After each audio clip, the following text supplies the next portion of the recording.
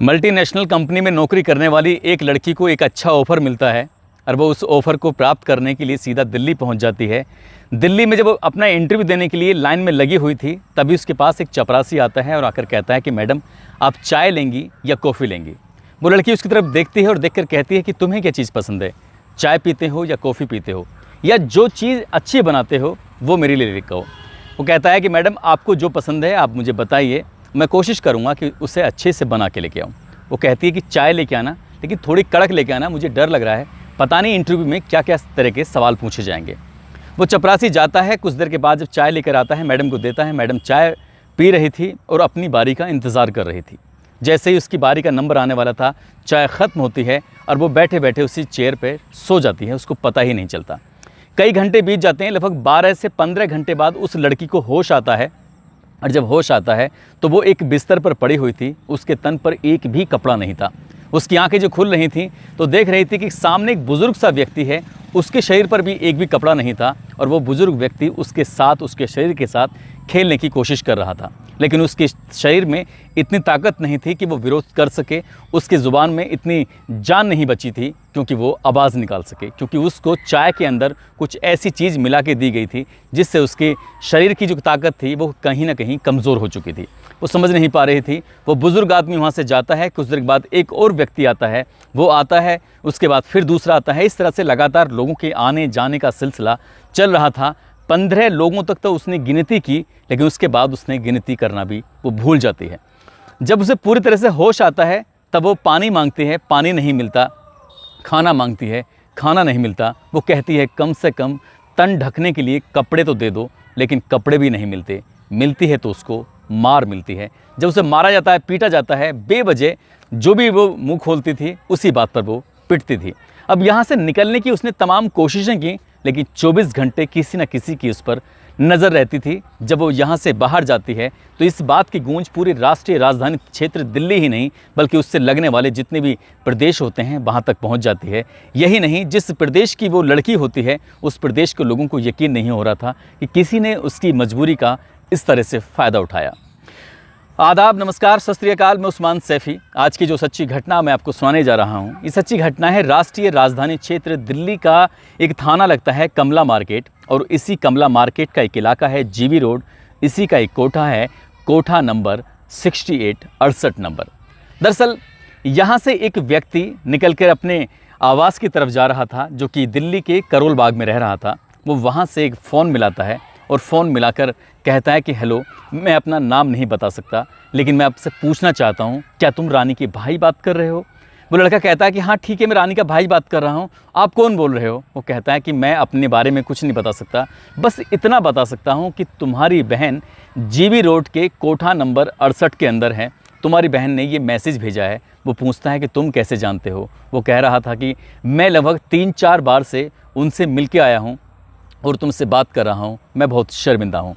वो व्यक्ति इतना कहने के बाद अपना फ़ोन काट देता है। उसने फ़ोन किया था अगस्त 2019 के प्रथम सप्ताह में, और जैसे ही वो लड़का अपनी बहन के बारे में बातें सुन रहा था, रोते हुए गिड़गिड़ाते हुए अपने माँ बाप के पास पहुँचता है और वो कहता है कि बहन की खबर मिली है, बस मुझे दिल्ली जाना है, मुझे दिल्ली जाने की अनुमति दे दो।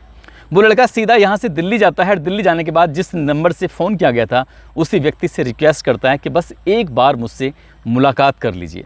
करोल बाग में रहने वाला वो व्यक्ति उसके अपने पास बुलाता है। अपने पास बुलाने के बाद उससे जब बातचीत करते हैं तो पता चलता है कि वो व्यक्ति भी जो फ़ोन किया था वो कलकत्ता का ही रहने वाला है, और जो भाई आया है वो भी कलकत्ता का रहने वाला है। अब इसके बाद यहाँ से सीधा बातचीत करते हैं, और बातचीत क्योंकि उन्हें अच्छे से बांग्ला भाषा जो आती थी, बातचीत करने के बाद वो कहता है कि जो भी कदम उठाओ सोच समझ के उठाना, ऐसा ना हो तुम्हारी बहन की ज़िंदगी ख़तरे में पड़ जाए, ऐसा ना हो कि तुम्हारी ज़िंदगी भी ख़तरे में पड़ जाए। भाई बहुत देर तक सोचता रहता है, सोचने के बाद विचार करता है कि मुझे ही कुछ करना चाहिए। अब यहाँ से सीधा जाता है कोठा नंबर 68 में जाने के बाद वहाँ पर जो लड़कियाँ थीं, महिलाएं थीं, जो सिर्फ वेश्यावृत्ति का काम करती थीं, जो धंधा करती थीं, उन लड़कियों के पास जाने से पहले उसे एक मैनेजर के पास जाना होता है और मैनेजर से जाकर कहता है कि मुझे किसी से मिलना है, मुलाकात करनी है, मुझे भी किसी के साथ वक्त बिताना है। क्योंकि जो सोचकर वो आया था, यहाँ अगर वो अपने मन की सारी बात बता देता तो शायद बहन को भी ख़तरा होता और उसके लिए भी ख़तरा होता। एक एक करके लड़कियां लाई जा रही थीं, लेकिन हर लड़की को वो लगातार रिजेक्ट कर रहा था। जब रिजेक्ट कर रहा था तभी उस महिला ने कहा कि जो एक नई लड़की है, अभी दो ढाई महीने पहले जो आई है रानी, उससे मुलाकात करा दो। तो पीछे से आवाज़ आती है कि मैडम उसकी तो बहुत डिमांड है, वो लड़की तो पहले से ही एक ग्राहक के साथ है, जब वो खाली होगी तो उसके बाद मुलाकात हो सकती है। वो लड़का कहता है कि अगर ऐसी ही बात है जिसकी डिमांड ज़्यादा है तो मैं उसके लिए इंतज़ार कर सकता हूँ, मुझे कोई जल्दबाजी नहीं है। वो बैठकर इंतज़ार कर रहा था, तभी जो वहाँ की मैनेजर होती है वो कहती है कि उसके ज़्यादा रेट लगेंगे, इसलिए अगर उसका इंतज़ार करना है तो तुम्हें ज़्यादा पैसे खर्च करने पड़ेंगे। वो कहता है कि मुझे कोई एतराज़ नहीं है, मैं उसी का इंतज़ार करूँगा जब वो खाली होगी। उसका दरवाज़ा खुलता है, एक ग्राहक बाहर निकलता है और बहन जब बाहर निकल के आती है, बहन और भाई की जब आपस में आमना सामना होता है तो बहन उसे देखकर कुछ बोलने की कोशिश कर रही थी, आंखों ही आंखों में शर्माने की कोशिश कर रही थी। समझ नहीं आ रहा था कि बहन करे तो क्या करे, भाई करे तो क्या करे। भाई ने तुरंत उसे देखते ही कहा कि मुझे यही लड़की चाहिए। वो लड़की सीधा अपने कमरे में वापस जाती है और जैसे ही वो अंदर जाती है वो लड़का उसके साथ ही चला जाता है। बहन और भाई जब आपस में मिलते हैं, एक दूसरे से गले लगकर जब रो रहे थे तो फूट फूट के यह आवाज़ बाहर तक ना जाए, इसलिए उन्होंने एक दूसरे का मुंह भी बंद कर दिया ताकि यह आवाज़ अगर बाहर चली गई तो शायद उनके लिए ख़तरा हो सकता है। वो एक निर्धारित समय सीमा जो होती है कोठे पे अंदर जाने की, उस समय सीमा से वो ज़्यादा देर तक रुकने लगता है। तभी दरवाज़ा बार बार खटखटाया जा रहा था कि तुम यदि बाहर नहीं निकले तो सही नहीं होगा, बाहर निकलो, तुम क्या कर रहे हो। वो लड़का कहता है कि क्या बात है। वो कहते हैं कि तुम्हारी जो समय सीमा है वो ख़त्म हो चुकी है, अगर 5 मिनट से ज़्यादा का समय और लिया तो तुम्हारा फिर डबल चार्ज लग जाएगा, यानी कि जितने रुपए तुमने दिए हैं उससे तुम्हें ज़्यादा देने पड़ेंगे। लड़का कहता है ठीक है, मैं इससे ज़्यादा रुपए देने को तैयार हूँ, लेकिन मुझे अभी कुछ वक्त और बिताना है। बहन अपनी कहानी सुनाना जब शुरू करती है तो भाई भी रोने लगता है और बहन भी रोने लगती है। दरअसल वो बताती है कि कलकत्ता की मल्टीनेशनल कंपनी में जब वो काम कर रही थी, उसी कंपनी में उसकी एक जो दोस्त बनती है ज्योत्सना, और जब ज्योत्सना से वो दोस्ती कर बैठती है तो ज्योत्सना उसके सामने आके एक दिन रोने लगती है। कहती है कि मैं बहुत अभागी हूँ, आज मुझे एक अच्छी नौकरी का ऑफ़र मिला है, लेकिन मेरे परिवार के लोग, मेरे घर के लोग मुझे उस नौकरी के लिए जाने नहीं देना चाहते। आखिरकार करूँ तो क्या करूँ। रानी जब उसकी बात सुन रही थी, वो कह रही थी कि यहाँ तुम्हें कितने पैसे मिलते हैं, तो बता रही थी लगभग 35 या 40 हज़ार रुपये के आसपास मिलते हैं, लेकिन दिल्ली से जो मुझे ऑफ़र आया है उसमें लगभग 1 लाख रुपये तो शुरुआत है, और जैसे जैसे वक्त आगे बढ़ेगा वैसे वैसे पैसे भी बढ़ने लगेंगे। रानी जब ज्योत्सना की बात सुन रही थी तो ज्योत्सना की बात सुनने के बाद उसे लगा कि क्या वह नौकरी मुझे नहीं मिल सकती, क्योंकि रानी को भी कम पैसे मिल रहे थे। तभी ज्योत्सना ने कहा कि ठीक है, इस ऑफ़र को तुम प्राप्त कर लो और मैं कभी फिर और देखूंगी, परिवार को मनाने की कोशिश करूंगी। क्योंकि इन दोनों की दोस्ती बहुत ज़्यादा गहरी हो चुकी थी। जब जब वो घर से खाना लेकर आते थे, साथ खाते थे, कुछ चाय पीनी हो, कॉफ़ी पीनी हो या बाहर घूमना हो तो ज्योत्सना और रानी दोनों एक साथ ही रहते थे। तभी वो जो दिल्ली की नौकरी का ऑफ़र था, उस दिल्ली की नौकरी के ऑफ़र के लिए उसने कहा कि 10 जून 2019 को दिल्ली की फला जगह पर इंटरव्यू है और इसके लिए जो रमज़ान है, रमज़ान तुम्हें दिल्ली लेकर चला जाएगा, तुम उसके साथ चली जाना। जब वो दिल्ली जाती है तो तब वहाँ जाने के बाद उसका इंटरव्यू होता है, और इंटरव्यू होने के बाद वो पहली बार इस कोठे पर आती है और उसको ये जानकारी नहीं थी कि वो बहुत बुरी तरह से फंस चुकी है। 10 जून को वो उसी रात लगभग ये 11 जून से उसकी शुरुआत होती है। पहले दिन 15-20 लोग उसके साथ संबंध बनाते हैं, उसके बाद फिर वक्त आगे बढ़ता है और हर दिन क्योंकि सुंदर थी, पढ़ी लिखी थी, इसलिए ज़्यादातर ग्राहक जब उसको देखते थे तो उसी की ही डिमांड किया करते थे और वो समझ नहीं पा रही थी कि यहाँ से कैसे निकले। जब वो खाना मांगती थी तो उसको पिटाई होती थी, साथ ही जब उसे होश आता था और वो चिल्लाने की कोशिश करती थी, चीखने की कोशिश करती थी, तो उसे नशा देकर, कोई ऐसा इंजेक्शन देकर उसे उत्तेजित किया जाता था, ताकि वो उत्तेजित हो तो सिर्फ शारीरिक संबंध बनाने के लिए, शोर मचाने के लिए नहीं। अब ये लगातार उसके साथ सिलसिला चलता रहता है। उस पर लोगों की नज़र थी, उसके कोठे वालों की नज़र थी, ताकि यहाँ से ये भाग ना जाए। वही एक ऐसी लड़की थी जो इस कोठे से बाहर जाने की उसको बिल्कुल भी अनुमति नहीं होती है। तभी एक दिन एक ऐसा व्यक्ति आता है जो कि पश्चिमी बंगाल का ही रहने वाला था।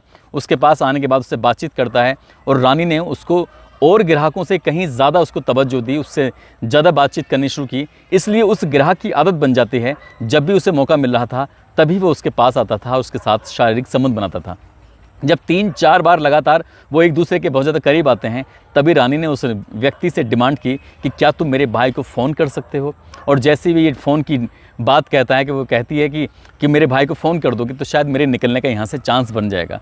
तभी वो लड़का कहता है कि अगर मैंने ऐसा कुछ किया तो ये लोग मुझे पूरे मार डालेंगे, मुझे नुकसान पहुँचा देंगे, इसलिए मैं ये काम नहीं कर सकता। तभी वो लड़की वो रोती है, गिड़गिड़ाती है, उसके पैर पकड़ती है, कहती है कि सिर्फ एक बार मेरे भाई को फ़ोन कर दो, हो सकता है कि मैं यहाँ से निकल जाऊँ। उसने जो वादा किया था वादा निभा दिया। अब भाई ने पूरी कहानी सुनी। कहानी सुनने के बाद यहाँ से सीधा बाहर जाता है। वो समझ नहीं पा रहा था कि मैं क्या करूँ, कैसे करूँ। यदि पुलिस इन लोगों से मिली हुई तो मेरी बहन कभी बाहर नहीं निकल पाएगी। इसलिए उसके लिए कलकत्ता से आए लड़के के लिए दिल्ली, वो शहर, कमला मार्केट, बिल्कुल जो थाना था बिल्कुल अनजान था, उसकी यहाँ पर कोई मिलने वाला नहीं था। वो समझ नहीं पा रहा था करे तो क्या करे। अगले दिन फिर ग्राहक बन के जाता है और डिमांड करता है कि मुझे रानी से ही मिलना है। रानी के पास जाता है, रानी से जाकर पूछता है कि रानी हमें क्या करना चाहिए, समझ में नहीं आता। तब वो एक नाम बताती है, कहती है कि तुम्हें महिला आयोग के पास जाना चाहिए। वहाँ की एक अध्यक्ष है स्वाति मालीवाल, उससे मुलाकात करनी चाहिए, हो सकता है कि वो तुम्हारी मदद कर दें। उस लड़के ने दूसरी मुलाकात के बाद अपनी बहन से जब पूरी जानकारी ली, यहाँ से निकलता है, क्योंकि ये लोग अक्सर इन कोठों पर आते रहते हैं और इन महिलाओं की हिफाजत के लिए कोई ना कोई कदम उठाते रहते हैं। उसने कहीं ना कहीं किसी न किसी के मुंह से सुन लिया था कि स्वाति मालीवाल उसकी बहुत मदद कर सकती है।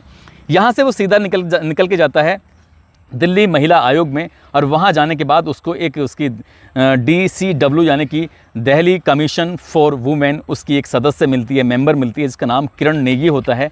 किरण नेगी को वो लड़का अपनी बहन रानी की पूरी कहानी बयां करता है। रानी दरअसल काल्पनिक नाम है, असली नाम हम उसका ले नहीं सकते।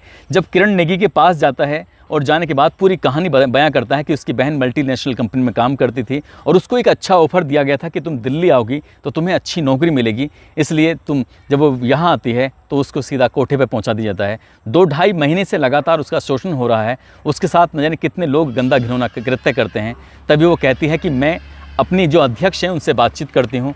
तभी किरण नेगी ने स्वाति मालीवाल से बातचीत की और मालीवाल से कहा कि ऐसे मसला है, जो भाई है वो मेरे पास बैठा हुआ है, वो अपनी बहन से सीधा कोठे पर मिल के आया है, उससे बातचीत करके आया है, इसलिए इस बात में कोई झूठ नहीं है, इसकी मदद करनी चाहिए। जब स्वाति मालीवाल ने पूरी कहानी सुनी, पूरी कहानी सुनने के बाद सीधा वो DCP central district Mandeep Singh Randhawa को फ़ोन करती है। उनसे कहती है कि सर मुझे आपकी मदद चाहिए, एक GV रोड पर कोठा है, वहाँ पर रेड डालनी है, क्योंकि एक लड़की है जो कई महीने से फंसी हुई है, उसके साथ काफ़ी समय से गंदा घिनौना काम हो रहा है, उसे नौकरी के बहाने से कलकत्ता से दिल्ली बुला कर लाया गया था। ये मनदीप सिंह रंधावा ने जब पूरी कहानी सुनते हैं उन्होंने कहा कि ठीक है, एक डेट निश्चित कर लेते हैं, और वो डेट निश्चित हुई थी 9 अगस्त 2019 को।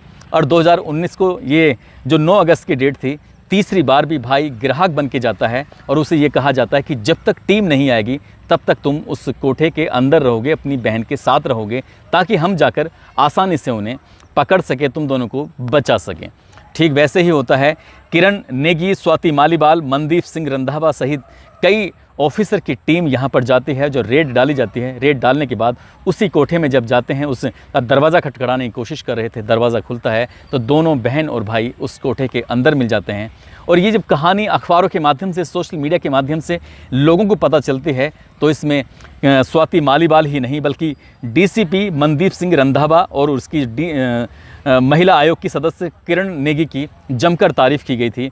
वो व्यक्ति, लड़का जो था कलकत्ता का, वो अपनी बहन रानी को लेकर अपने घर चला जाता है, और फिर पुलिस वालों की ही नहीं, महिला आयोग दिल्ली की भी जमकर तारीफ़ की गई थी। और ये मीडिया ने उस चीज़ को बड़ी प्रमुखता से लिखा था कि एक भाई ने अपनी बहन को GV रोड से किस खूबसूरती से निकाला कि उसको भी नुकसान नहीं हुआ और दूसरे लोगों को भी नुकसान नहीं हुआ। साथ ही जब इस कमला मार्केट थाने में FIR दर्ज की जाती है तो धारा नंबर 370, 376, 109, 34 के तहत ये FIR दर्ज की जाती है, और जो इस कोठे की मैनेजर होती है उसको भी गिरफ्तार कर लिया जाता है।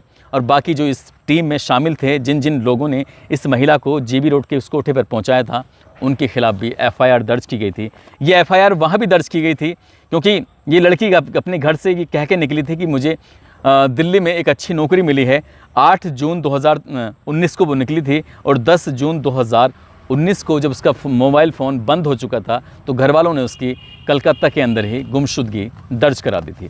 दोस्तों, इस पूरे घटनाक्रम को सुनाने का उद्देश्य किसी को परेशान करना नहीं है, किसी का दिल दुखाना नहीं है, बल्कि आपको जागरूक करना है, आपको सचेत करना है।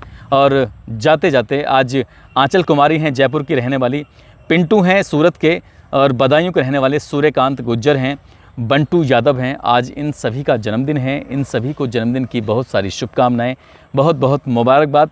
साथ ही आपको इस कहानी सुनाने का उद्देश्य किसी को परेशान करना नहीं था, बल्कि आपको बताना है, जताना है कि यदि आपको ज़्यादा बड़े ऑफ़र मिले तो उसका क्रॉस वेरीफाई ज़रूर कर लें। ऐसा ना हो कि आपको ज़्यादा ऑफ़र मिल रहा है और उसके बदले में कहीं आपकी ज़िंदगी ख़तरे में ना पड़ जाए। इसलिए ऑफ़र को सोच समझ के लें। इस कहानी में वैसी होता है, इस लड़की को मल्टीनेशनल कंपनी में 35-40 हज़ार रुपये की जॉब थी जो कर रही थी, लेकिन इसे लाख रुपये से ज़्यादा का ऐसा ऑफ़र मिलता है, इसलिए वह कलकत्ता छोड़कर अपना दिल्ली चली जाती है। दोस्तों, अपना ख्याल रखें, सुरक्षित रहें। जय हिंद, जय भारत।